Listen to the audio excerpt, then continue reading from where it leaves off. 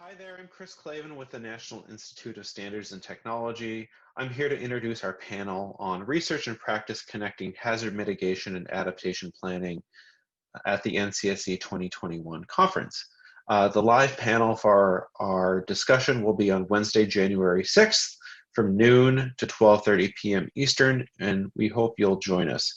Our panel presentations and discussion will be about the ways that the federal government and communities work together to use hazard mitigation planning to address climate risks and share some examples of how information is produced by federal agencies and local governments to support local action. We have 6 presenters in our panel, and I'll briefly describe each of them. Our first presenter will be Reid Sherman, who's the climate adaptation lead for the U.S. Global Change Research Program. His talk will provide an introduction for our panel on the role of the National Climate Assessment and also introduce the Federal Adaptation and Resilience Group and the ways that they connect mitigation and adaptation. Next, Becky Lunde will be presenting. She is the West Coast Learning Services Coordinator at the NOAA Office of Coastal Management. Her talk is focused on a specific tool developed by a state and federal collaboration to support local governments' resilience efforts. Becky will be presenting the material in the recording, and then we'll be joined in the live discussion by Juliet Finzi-Hart of the State of California's Governor's Office of Planning and Research. I, Chris Clavin, will be the next presenter. I'm a research environmental engineer at NIST Community Resilience Program, and I'll be talking about assessment concepts for bridging research to practice in community resilience, mitigation, and adaptation planning. Our next presentation will be from Shubha Shrivastava, who's a mitigation planner within the Risk Management Directorate at FEMA. She'll be talking about approaches and examples of state and local governments connecting hazard mitigation planning efforts and incorporating potential climate change impacts into those planning efforts. And then lastly, our colleague from the city of Nashua, New Hampshire, Justin Cates, will be talking about their efforts and his leadership in the city's Resilient Nashua initiative between 2018 and 2019. He'll be sharing about how they applied some of the tools that are going to be discussed in these presentations and their experience at the local level during their update of their hazard mitigation plan. And now I will move to our first presenter. Thank you. Hi, I'm Reid Sherman, and I'm the Climate Adaptation Lead at the U.S. Global Change Research Program. USGCRP is an interagency program of the federal government with a mission to build a knowledge base that informs human responses to climate and global change through coordinated and integrated federal programs of research, education, communication, and decision support. We are situated under the White House Office of Science and Technology Policy and overseen by a subcommittee with representatives from 13 agencies, whose logos are shown here. Our job is to coordinate activities across those agencies to benefit the work they do on global change research. Our best known product is the National Climate Assessment. You can see a few points about it on this slide, including the URL where you can find the full report. I wanted to particularly mention 2 things about it.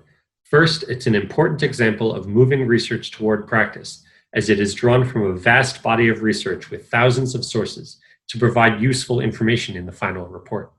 Second, it is designed to be a more useful tool than just the text and figures on the page. It provides access to all the references, data, and analyses used to create the report so that you can follow links from the report to the source to get more details and information in the form you need. I want to note that the next National Climate Assessment is currently in process. Public calls have gone out for input, and while those calls are now closed, there will be quite a few more chances to have both your scientific input and your needs considered by USGCRP before the 5th National Climate Assessment is published, currently planned for 2023. Finally, I want to stress that the USGCRP strategic goal of informing decisions does not lie solely with our assessments. We also have ongoing activities in interagency coordination. I coordinate the Federal Adaptation and Resilience Group, which has members from around 20 agencies across the federal government and finds common interests and needs across those agencies to work on. Today's panel is one example of connections that are enabled through the interagency relationships built by USGCRP. With that, I'll pass it over to the rest of the panel. Hi, everyone. I'm Becky Lunde with NOAA's Office for Coastal Management, And I've been working with an incredible team of 8 federal and California state agencies that are making connections between coastal management, hazard mitigation, and climate adaptation. Our team includes staff from NOAA, FEMA, and USGS, and 5 different state agencies: the California Coastal Commission, the California State Coastal Conservancy, the Governor's Office of Planning and Research, and the Governor's Office of Emergency Services, and the Ocean Protection Council. Pulling these agencies together was at times like herding cats, but very much worth the effort, which resulted in buy-in and investment from everyone at the table. Our collaboration over the last few years has focused on local plan alignment or plan integration. And what I mean when I say that is working to align the vision, the goals, and the actions or strategies across multiple plans that influence community resilience. So I'm going to quickly share with you the Coastal Plan Alignment Compass, which is a tool for local government agencies that was developed by this interagency team. And what we created is a resource that is a physical flipbook that was also translated into an online tool, thanks to our state partners. What is it for? The Compass helps local government staff think about this question. When you're updating a plan that involves hazard mitigation or climate adaptation actions, what can be done differently to connect that effort with other plans that also include these types of actions? How can climate change considerations be incorporated? And what resources can be leveraged across plans? The Compass is focused on 4 local planning documents: local hazard mitigation plans, adaptation plans, general plans, and local coastal programs, which is California's local coastal planning document. The Compass overviews the required elements and the best practices for each of these types of plans, and it identifies crosswalk opportunities where those plans overlap and where there are potential synergies, and also what tricky spots you should be aware of to try to avoid. It's focused on sea level rise and flooding hazards, but the concepts are applicable to other hazards and to other plans and beyond California.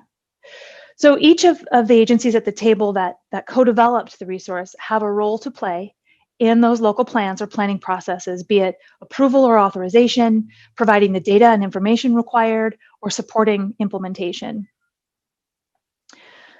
The Compass has been used by local communities that are on both ends of the adaptation or the resilience planning spectrum, from just getting started with plan integration to those communities that are updating already existing connected plans, like the example quote I have here from our colleagues at the City of Santa Cruz.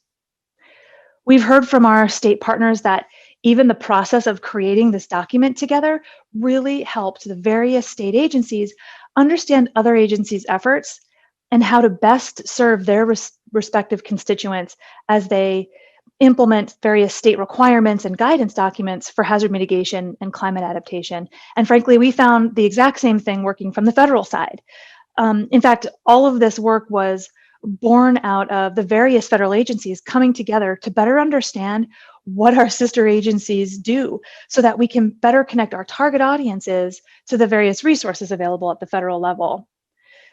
The online version of the tool is now the most visited resource on the State of California's Adaptation Clearinghouse, and the state is considering developing similar tools for other climate risks, such as fire and flood after fire.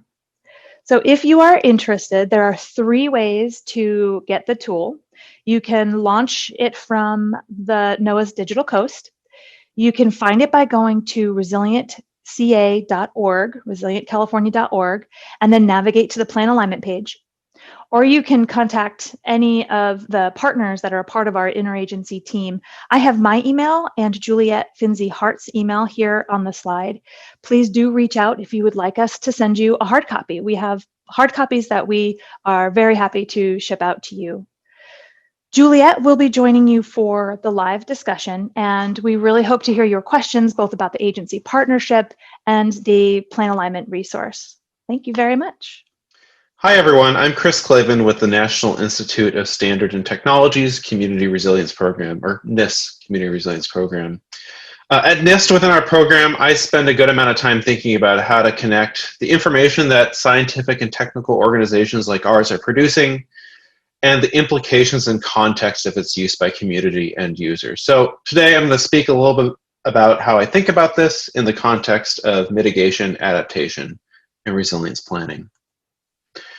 So let us take a step back for a minute and assess where we're at, particularly where we as researchers and practitioners are at, and how our planning processes are implemented in reality. Now, in an ideal case, we would start working with a community in a non-disaster situation with the objective of helping them think about how hazard mitigation or adaptation fits into their goals, and considering how their institutions or elements of their built environment need to adapt to change to a range of to adapt to a range of changing conditions. But we know that this ideal can be far from reality, and oftentimes we start after a community is recovering from a horrible shock or event or disaster. So how do we as researchers and practitioners approach this planning challenge, and what does success look like for helping implement resilience, mitigation, and adaptation planning? So how do we go about this? First, we have our context and we issue methods and guidance. These can be guidance documents, participatory planning aids, modeling tools or decision support tools or aids. And there's a range of guidance out there from many organizations, many locations, and supporting a range of community goals.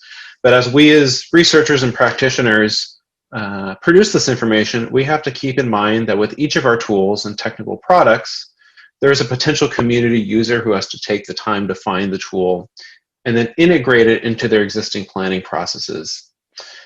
And next, many of us publish important decision support tools that allow communities to understand and project out what various future scenarios hold and their potential consequences. But again, we need to keep in mind that the right user needs to find the right tool, understand its range of applications, and what's appropriate for projecting those various scenarios into their own planning processes. So once a community user successfully navigates this analytical planning process, what do we expect success to look like? Well, it could be a park like this one. That's a physical manifestation of what a very structured and successful mitigation planning process could look like. But I would argue the success is more about thinking how we can help communities demonstrably reduce their risk over time, how we can give them the agency to become educated, informed, and make decisions that are appropriate for them, the risks they want to take, and the types of actions that are feasible for their specific context. So with that in mind, I want to share a little bit about how we're approaching what it means to assess the range of mitigation, adaptation, and resilience planning processes. So before using this framework that's presented here, before we push out planning guidance and decision support tools in the world, we should be thinking about what are the range of planning activities we're trying to aid and support. So first, we should be thinking about what are the inputs that we're trying to influence to help a community think through.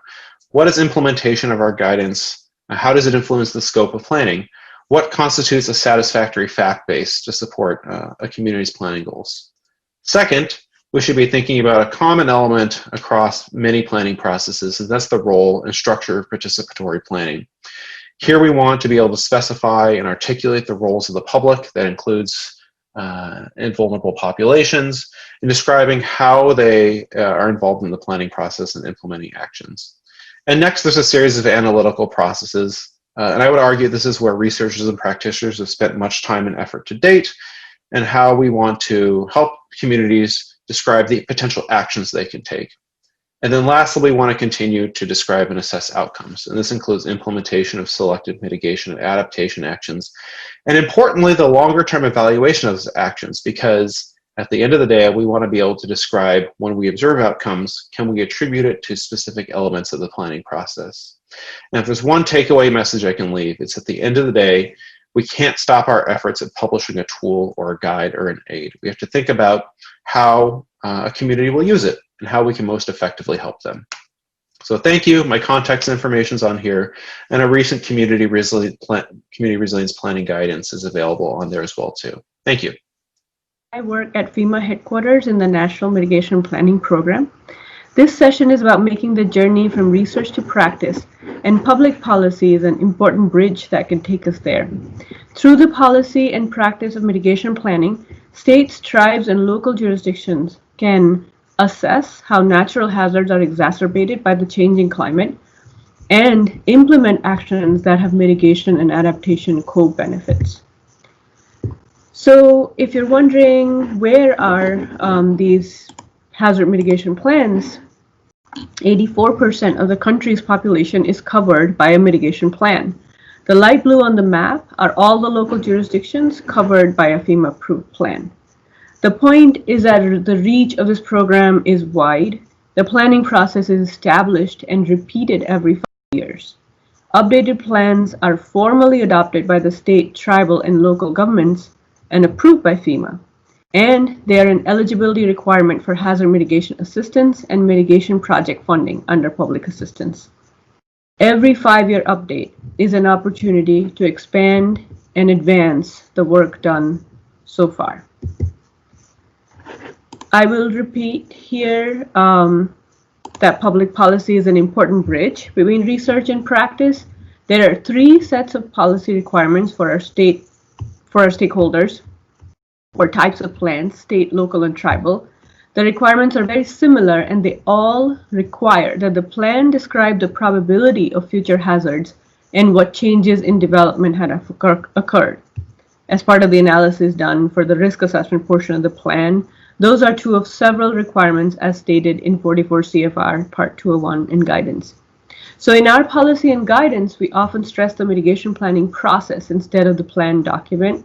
The top figure shows how the process is designed to be collaborative, helping to bring together different disciplines, the whole community, in understanding risks and creating buy-in for mitigation action. The planning process helps build partnerships for reducing current and future risk by connecting with land use plans and other community planning processes. The 2015 State Plan Review Guide emphasizes climate considerations in state plans, and after that, we've seen several states and local governments undertaking an integrated approach, combining climate adaptation and mitigation planning.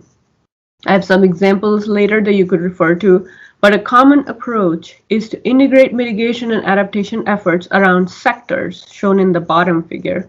For example, living shorelines is a mitigation as well as adaptation action that benefits the natural resources sector. What it means to prepare these combined and integrated plans will be very clear from our next panelist, Justin's presentation. I want to end with a call to action to use and leverage the established state and local mitigation planning process to meet the community's needs in addressing climate change. In fact, hazard mitigation planning can be used as a vehicle or bridge for incorporating climate considerations into community planning. Here we have some of the examples of the state and local plans that have already combined and leveraged the established mitigation planning process. And I also would like to share the following resources with you. The recently released National Mitigation Investment Strategy, a report from Columbia Law School about how state hazard mitigation plans display a clear upwards trend towards higher quality in their inclusion of climate change, and a new audio series by Region 9, and other resources to help you plan for future conditions. Future conditions meaning the changing hazards and also the development of the built environment that changes how the degree to which these hazards affect us. Thank you.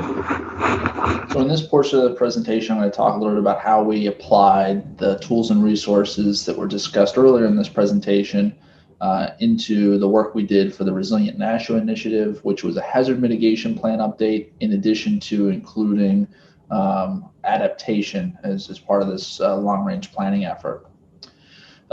Nashua is a pretty old New England city, and while we might not experience many of the climate-related hazards like sea level rise that we would find around the rest of the country, we do have climate-related hazards, and that would be extreme heat, significant rainfall events, even changes in our winter climate.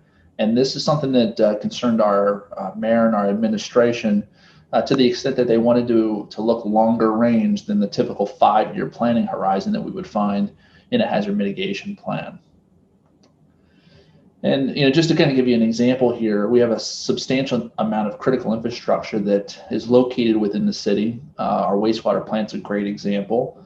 And as an emergency manager, I typically deal with the consequences of some sort of an emergency.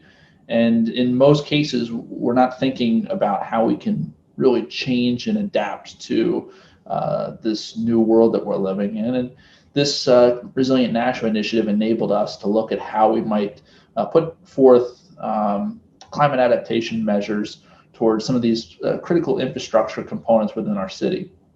And this just shows an example here where we looked at the flood risk for our wastewater plant. And this was something that definitely concerned some of our stakeholders, definitely concerned our elected officials. And we found many examples just like this across our city as we started looking at some of the risk.